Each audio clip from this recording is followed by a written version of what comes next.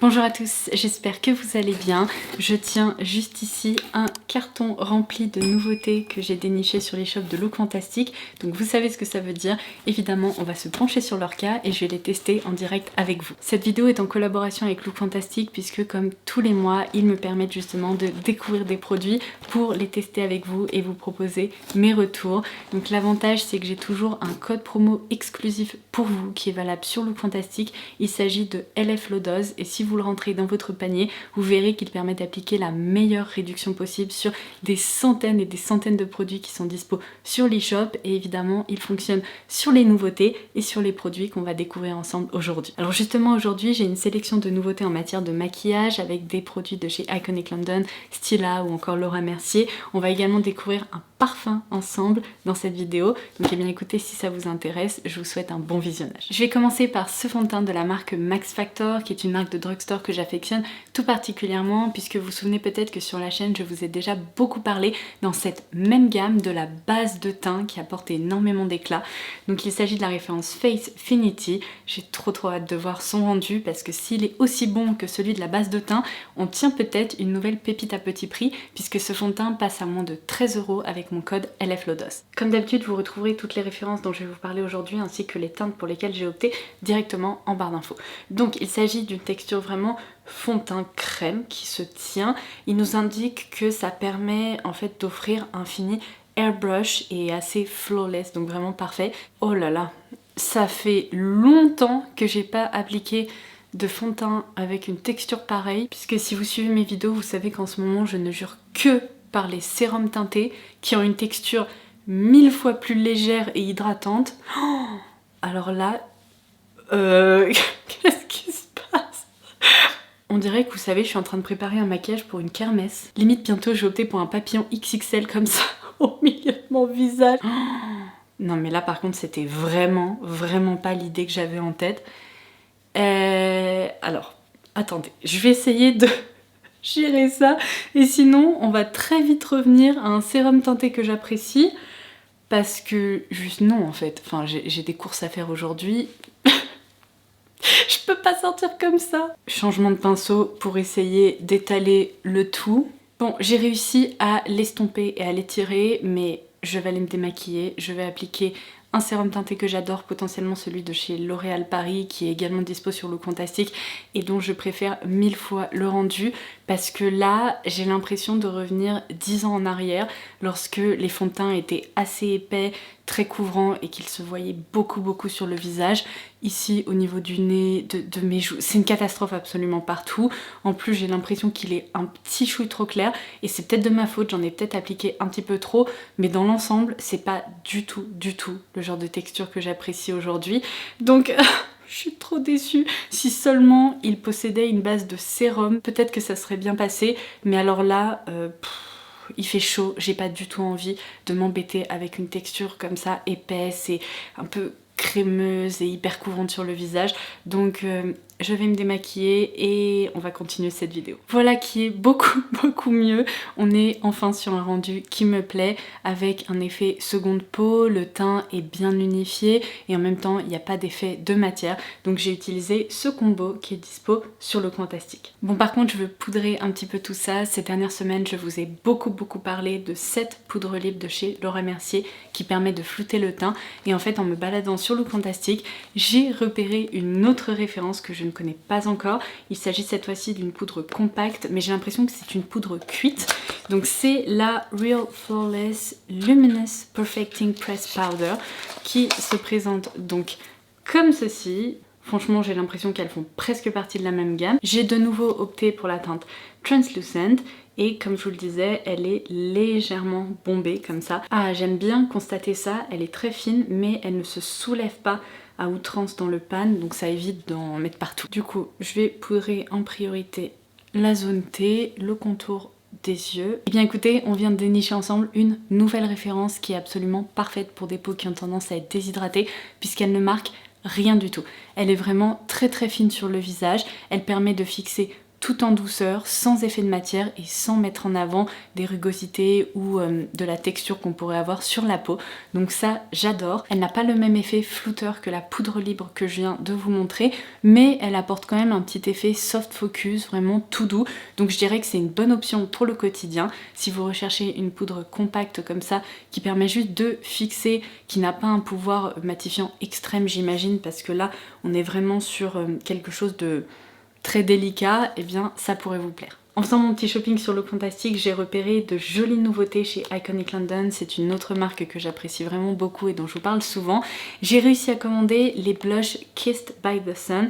Il y a aussi un petit roller highlighter qui a l'air trop joli, mais il n'y avait plus que la teinte rose de disponible et j'aurais préféré opter pour la teinte champagne un peu plus neutre. Donc j'attends qu'elle revienne en stock. J'espère qu'on pourra la tester un de ces jours. Mais en attendant, on va tester ces Cheek Glow qui permettent donc à la fois de colorer les joues et également d'apporter de l'éclat.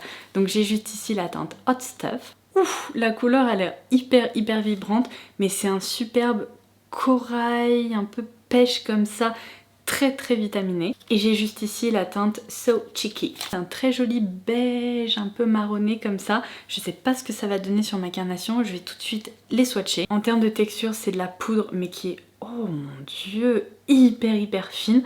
Et ça apporte en effet un sacré éclat. Alors là, on retrouve des reflets un petit peu dorés comme ça, qui pourraient plaire à beaucoup de personnes en été. Le problème, c'est que moi en été, je ne bronze pas, donc les reflets dorés, c'est quand même assez artificiel. Et alors cette teinte-ci, qu'est-ce que ça donne? Oh, regardez, la finesse du truc, c'est fou. Ah, ça c'est très joli. Pour le coup, par contre, c'est plutôt une teinte de bronzer en fait qui permet de rehausser le teint en le sculptant. J'ai bien envie de tester ça parce qu'il y a de légers reflets roses à l'intérieur. Bon, vous savez quoi? Je vais commencer par appliquer cette teinte un peu sur les extérieurs, là, les contours de mon visage.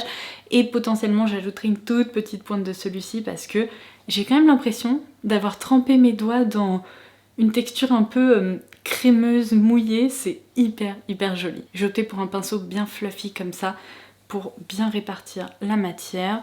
Je vais pas abuser parce que sinon je sens que je vais le regretter. Et c'est parti. Je vais juste diffuser ça délicatement. Ouh, c'est très joli parce qu'on voit que ça apporte de la définition, mais tout en transparence. Ça apporte également un tout petit peu de couleur et de pigment.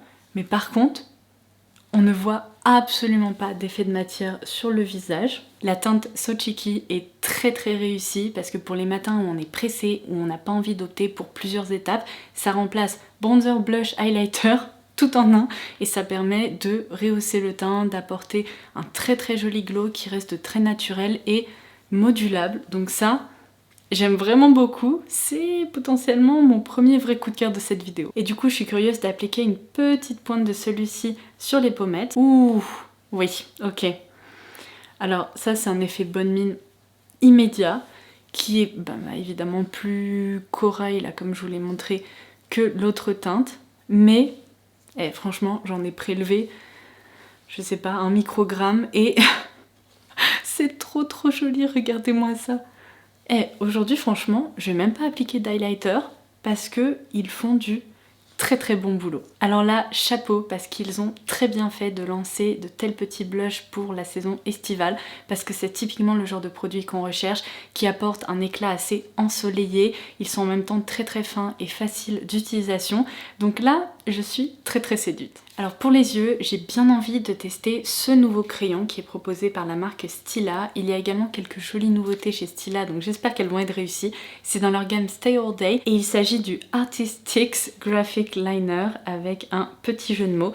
J'ai opté pour la teinte la plus claire qui est la teinte Ballet, tout simplement parce que je me suis dit que pour apporter un joli glow au niveau de la paupière ou du ras de cils, ça pourrait être assez sympa. Attention, on est sur un packaging qui ne se twiste que vers le haut, on ne peut pas faire rentrer la mine après. Donc il s'agit vraiment d'une mine qui est très précise. Je me dis aussi que pour apporter de l'éclat comme ça en coin interne, ça peut être pas mal. Donc je vais vous faire un swatch. Ne sortez pas trop la mine, elle est très fragile et très crémeuse. Par contre, en effet, la pigmentation est au rendez-vous et l'éclat aussi, donc je vais m'en servir en coin interne et également au niveau du ras de cils. Ouh, ça rehausse très bien le coin interne, donc ça c'est très chouette. Alors pour tracer un trait hyper fin, c'est peut-être pas le meilleur crayon qui existe. En revanche, on peut tout à fait obtenir un effet liner comme ça, et j'aime vraiment beaucoup ce côté métallique qui ressort très bien, puisqu'avec certains crayons lumineux, bah ça se voit pas tellement. Alors j'ai bien envie quand même de rehausser un tout petit peu ça avec un très fin trait de liner, et après on passe au mascara. Voilà, ça permet juste de créer un petit effet double liner que j'aime beaucoup en été. Donc pour le mascara, on va tester ce duo sur lequel je louche depuis un moment et que j'ai enfin commandé. Vous pouvez voir qu'il s'agit d'un petit kit qui est proposé par la marque Honest Beauty, et si vous vous souvenez un petit peu plus tôt dans la vidéo, je vous ai dit que j'aime vraiment beaucoup leur anti-cerne, donc j'ai envie de tester d'autres références. Et là c'est assez chouette parce qu'en fait on a une base de mascara ainsi qu'un mascara. Donc ouvrons ça, j'ai l'impression qu'il s'agit d'un petit kit qui avait été créé pour les fêtes de Noël, parce que il y a un petit gingerbread man, il y a quoi d'autre, j'ai vu un petit cerf quelque part par là. Il est coupé mais il y a un petit cerf. Vous êtes nombreuses à m'avoir fait rire parce que sous l'une de mes dernières vidéos vous m'avez dit on attend les calendriers de l'Avent avec impatience, et je vois que au mois de juillet je ne suis pas la seule à penser à la rentrée, aux fêtes de fin d'année. À vrai dire il n'y a que ça qui me fait tenir si vous voulez, parce qu'avec cette chaleur absolument atroce, je me dis mais vivement décembre. Enfin je vous rassure, on parlera des calendriers de l'Avent bien avant le mois de décembre, mais alors là par contre je suis très étonnée parce que je vous ai raconté n'importe quoi. Je vous ai dit qu'il y avait une base et un mascara, mais est-ce que c'est le cas? Ah oui, ok. En fait, c'est littéralement un 2 en 1 avec la base de ce côté-là et le mascara de l'autre. En revanche, il y a aussi un petit fard à paupières lumineux dans ce coffret. Ah bah, c'est le petit bonus, je ne savais pas. Donc, je vais le mettre juste à côté. Il est ici, c'est un petit bronze mais pastel, vous voyez, beaucoup plus doux. Je pense que pour le quotidien, étalé comme ça sur la paupière, ça peut être très joli, mais je testerai ça et évidemment on en reparlera. Mais j'ai pas envie d'abîmer là ce que j'ai fait sur les yeux parce que ça me plaît. Bon bah c'est parti, du coup je commence par la base qui se présente comme ceci avec un petit goupillon assez fin et précis. Par contre c'est une base blanche et généralement j'ai du mal parce que ça peut un peu griser les mascaras, j'espère que ça sera pas le cas ici. Elle est pas très blanche donc ça devrait le faire. Elle se voit pas beaucoup. Ah, et le mascara possède une brosse avec des petits picots comme ça, mais qui est assez flexible. Ah, le mascara est très noir, donc ça c'est génial, parce que ça recouvre hyper bien la base et ça ne le ternit pas. J'observe en effet longueur et définition. Il sépare bien les cils et en plus la brosse est confortable, elle ne pique pas, elle ne me fait pas mal ici au niveau de la muqueuse. Alors je me rapproche pour que vous puissiez observer son rendu, comme vous allez pouvoir le constater, c'est vraiment un mascara qui étire les cils, qui apporte une jolie longueur, mais il y a aussi un effet définition qui apparaît puisqu'il coiffe la frange des cils et ça me plaît. Si vous êtes à la recherche d'un mascara volume avec un effet waouh assez dramatique, c'est vraiment pas la référence que je vous conseillerais, mais pour le quotidien, franchement, je suis hyper satisfaite. Il est noir, j'aime vraiment cet effet coiffé, mes cils sont plus longs que tout à l'heure, donc c'est pas mal. Est-ce que c'est le mascara le plus impressionnant que j'ai eu l'occasion de tester jusqu'à aujourd'hui? Non, vraiment pas, mais par contre, il est quand même pas mal du tout, il se défend bien. Pour les lèvres, j'ai d'autres nouveautés de chez Stila. Je vous ai dit qu'il y avait plusieurs références qui étaient arrivées sur Look Fantastic. Donc il s'agit des Stay All Day Matte Lip Color. J'ai juste ici deux teintes qu'on va tester ensemble et que je vais évidemment vous swatcher. Donc Warm Kiss ainsi que Kiss Ass. Donc voici à quoi il ressemble. On est sur un packaging très fin. J'imagine que le raisin va être assez précis. Et un effet dégradé qui, pour le coup, est très réussi. Je trouve que ça permet d'avoir un aperçu de la couleur et j'aime beaucoup là ce packaging un peu chromé qu'on retrouve justement chez Stila. Ouh, ça m'a l'air d'être très sympa. Pour Wamke, je m'attendais à une teinte un peu plus terracotta et finalement j'ai l'impression que ça va être un beige un peu neutre. Donc voici à quoi il ressemble. Et pour cette teinte Kiss Ass, dont le nom me fait beaucoup rire, on est de nouveau sur un beige mais j'ai l'impression qu'il va être un petit peu plus clair. Ouais, c'est un vrai beige. Tandis que celui-ci possède une base, vous voyez, un petit peu plus réchauffée. Alors ça par contre pour le quotidien ça peut être très joli. On va tout d'abord tester cette teinte, donc Kiss Ass toujours. En termes de texture, ça me rappelle beaucoup les Cold Stay Suede Ink de chez Revlon dont je vous ai parlé récemment. On est sur une odeur de sucre vanillé, mais vraiment comme quand on ouvre un sachet de sucre vanillé. Et je vous confirme que c'est la même texture que les rouges à lèvres Revlon. Celle-ci marque plus, elle est un petit peu plus sèche. Et on retrouve moins cet effet floutant, lissant, au contraire là, c'est une texture qui marque un petit peu, donc il faut surtout pas avoir des lèvres déshydratées. Il faut bien en prendre soin avant, appliquer un bon masque ou un bon baume à lèvres. Par contre, si vous recherchez un rouge à lèvres extra mat, c'est une référence à considérer parce que là, clairement, on y est. Et j'ai l'impression que ils sont parfaitement sans transfert. Ne faites pas attention, j'ai un petit peu de mascara sur le bout du doigt. Mais ouais, c'est vraiment une texture sans transfert, qu'on peut frotter, etc. Elle ne se sent pas, franchement sur les lèvres, j'ai l'impression de ne rien porter. Par contre, quand on observe son rendu, elle marque un tout petit peu. Ouh, ça c'est une très jolie couleur pour l'été, mais malheureusement, même constatation, c'est-à-dire que la texture est hyper fine, légère, elle se fait complètement oublier. Elle est confortable, non pas dans le sens qu'elle est hydratante, mais plutôt dans le sens que j'ai l'impression d'avoir littéralement rien appliqué. Et de loin, on est sur un rendu mat, assez doux, qui est très joli. Par contre, dès qu'on se rapproche, on peut voir que c'est une texture qui, une nouvelle fois, ne lisse pas, c'est-à-dire que ça marque les petits plis des lèvres, les petites ridules, l'intérieur des lèvres. Alors rien de dramatique, mais pour ma part, j'aurais préféré que la texture soit un tout petit peu plus floutante pour obtenir un vrai effet mat waouh. Là on est sur un mat un peu plus traditionnel, mais amélioré grâce à cet effet sans transfert et cette texture qui ne se sent pas. Donc c'est selon moi pas un rouge à lèvres parfait, il possède quand même quelques défauts. Bon, je me suis dit que ça pourrait être fun de terminer cette vidéo en découvrant un parfum en direct ensemble, puisque je ne l'ai même pas encore ouvert. Il s'agit du nouveau Good Girl de Carolina Herrera, mais dans la version blush. Alors je dois vous avouer que je suis un peu mitigée face à cette gamme, déjà parce que je vais vous montrer le packaging. Voilà, il s'agit évidemment d'un escarpin qui a été complètement étiré avec un très long talon pointu comme ça.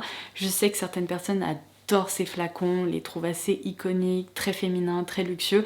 Pour ma part, je trouve que c'est un petit peu too much, ça me ressemble pas du tout et sincèrement, j'aurais du mal à exposer ça sur ma commode ou sur mes étagères de parfums. C'est assez spécial. Alors après, on aime ou on n'aime pas le flacon, évidemment l'important c'est le jus qui se trouve à l'intérieur. J'ai déjà testé il y a très longtemps le Good Girl de Carolina Herrera lorsqu'il était sorti et c'est un parfum qui me correspond pas non plus puisqu'il est très sucré, très enveloppant et vous le savez c'est pas du tout le genre de parfum que je porte. En revanche celui-ci m'a beaucoup tenté puisque il est décrit comme un parfum fleuri et plus poudré, donc potentiellement un petit peu plus doux. Quand j'ai regardé les notes qui composent son bouquet olfactif, je me suis dit je tiens peut-être quelque chose.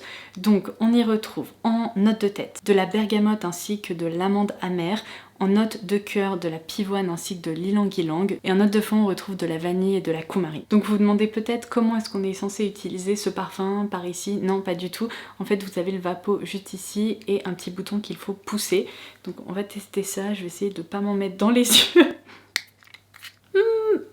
Ok, alors c'est mieux pour moi que le Good Girl original.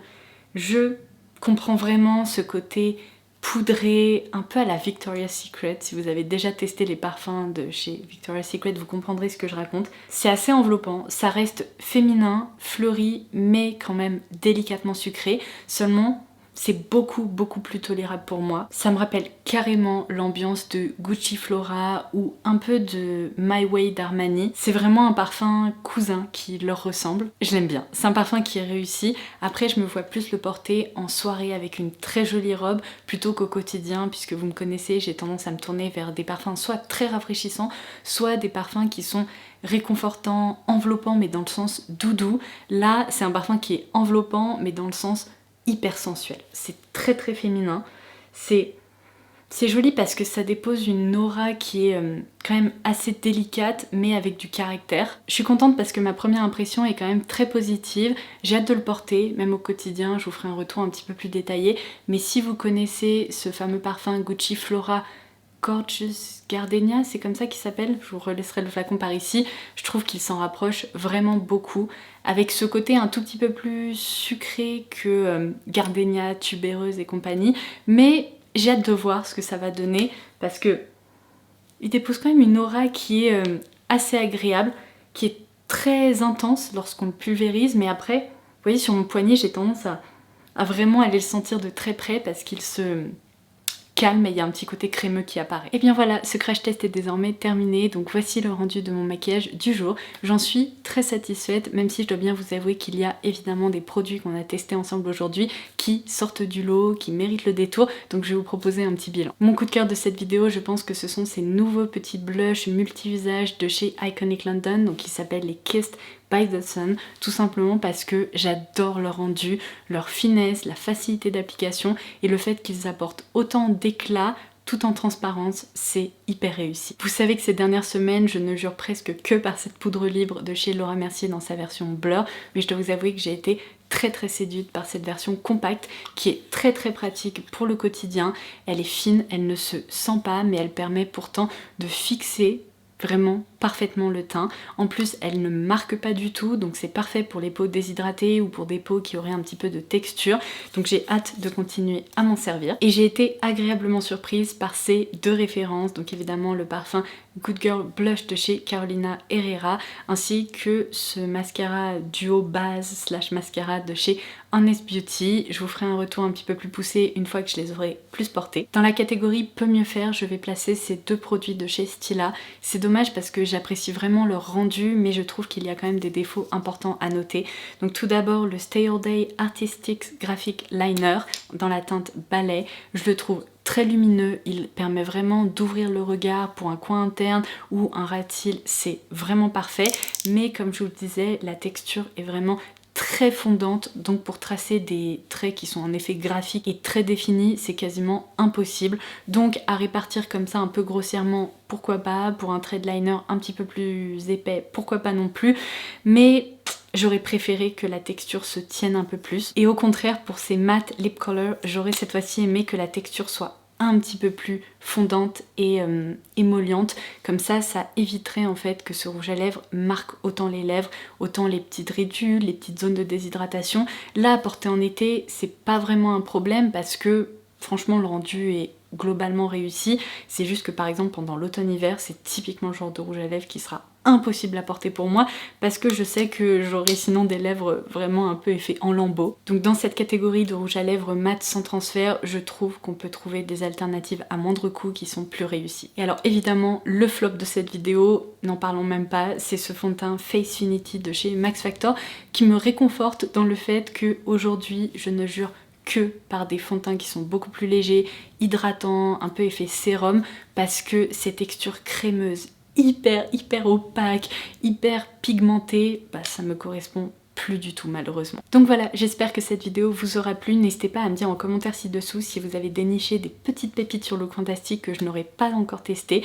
Je me pencherai sur leur cas avec plaisir et en attendant la prochaine, je vous embrasse très fort et je vous dis à très vite. Bye bye.